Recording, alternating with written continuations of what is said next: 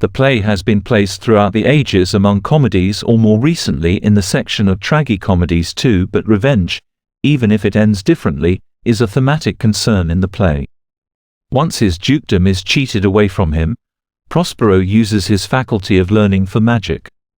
As he reveals to Miranda, he was too engrossed in liberal arts. In this play, there is a unique way of using one's knowledge as power to get back what's rightfully one's own.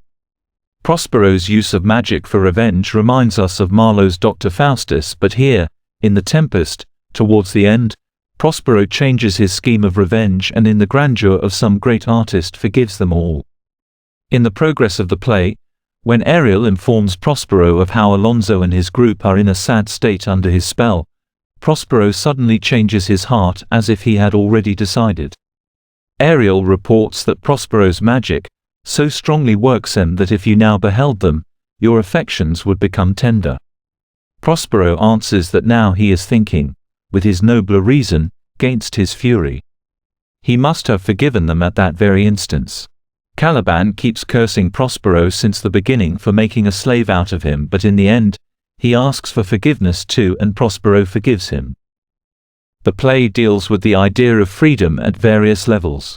At first, Prospero is exiled into the island which imprisons him. It is reflected by the fact that Ferdinand is the first man Miranda ever saw apart from her father. The play mainly shows two characters of Ariel and Caliban who are serving Prospero and demand their freedom constantly. Ariel is an airy spirit who is under the control of Prospero's magical prowess and demands his freedom almost every time after serving Prospero. Once Ariel is granted freedom, he sings, "Merrily, merrily, shall I live now, under the blossom that hangs on the bough." In the end, both Ariel and Caliban get their freedom. Prospero's exile into the island is also corrected when he gets back his dukedom in Milan. Through Ariel and Caliban, the idea of confinement is reiterated in the play.